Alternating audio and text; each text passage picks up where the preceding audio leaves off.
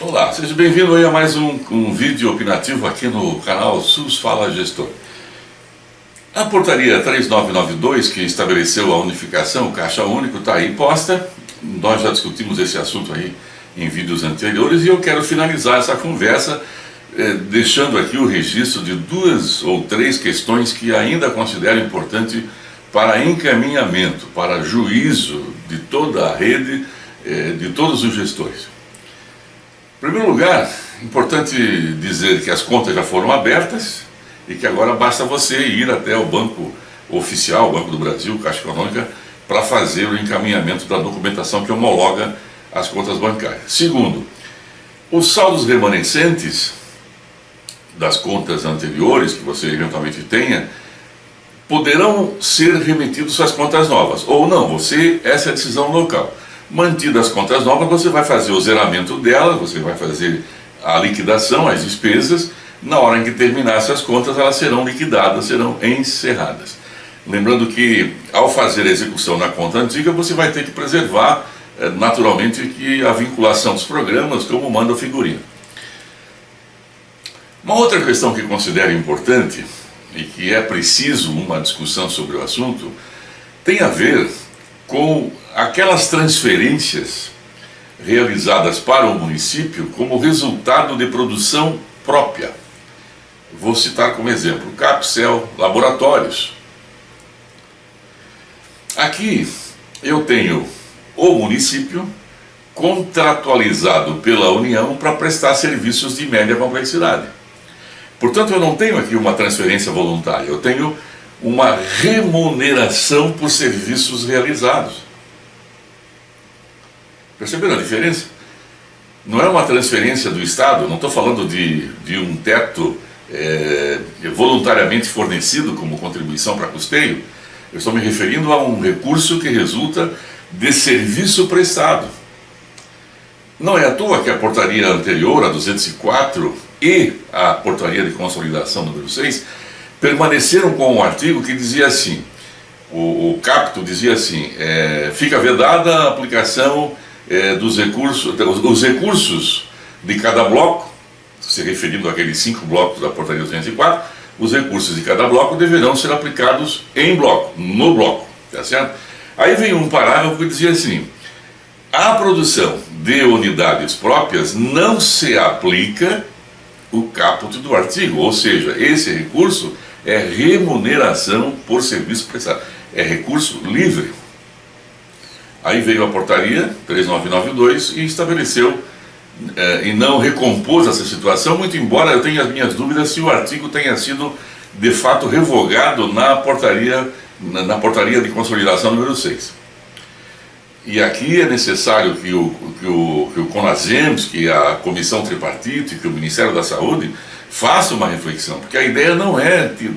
A ideia da portaria foi facilitar a vida do gestor. E esse recurso é um recurso que eu posso usar de maneira livre entre investimento e custeio. Não é? A mesma discussão se faz em torno do PAB fixo. Lembre-se, o PAB fixo não está vinculado a uma ação específica, a um programa específico. O PAB fixo é a contribuição da União no financiamento da atenção primária, da atenção básica. Ele não tem programa, é um recurso que está lá para custeio. Pois muito bem, a Lei 4.320, ela define que dentro do pacote de custeio orçamentário eu possa ter obras de adaptação. O que é uma adaptação? É um ajuste, é uma pequena reforma, é uma remodelação, uma reformatação de ambiente. Isso é reforma, que hoje eu estou impedido de fazer pela portaria 3992, usando o recurso do PAB fixo, que até então era possível de fazer obras de ampliação ou de reformas. Tá certo, eu não posso fazer obras de ampliação, mas posso fazer obras de reformatação de ambiente. Essas são as 2 questões que considero aqui necessária uma rediscussão. Que o CONASEMS, que especialmente o Ministério da Saúde, possa rediscutir isso e colocar luz nesse assunto, né? fazer uma pequena correção, permitindo que o recurso do PAP fixo possa ser utilizado para custeio, incluindo algumas obras de reformas, algumas obras de adaptação, como diz a Lei 4.320.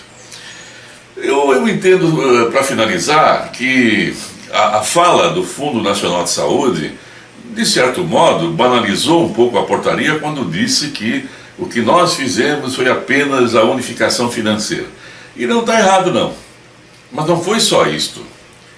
O que quis dizer o diretor executivo do FNS é de que nós fizemos apenas a unificação do caixa, do dinheiro, mas a questão orçamentária, a vinculação orçamentária continua a mesma, com os subprogramas.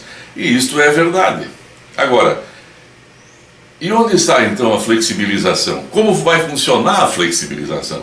Cumprida a função de cada programa, o gestor municipal poderá fazer uma proposta de reprogramação do uso dentro do bloco de custeio, dentro de cada subprograma.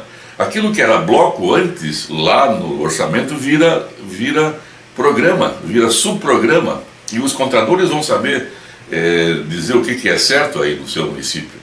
E é por isso que é importante que você inclua os contadores numa discussão sobre a portaria.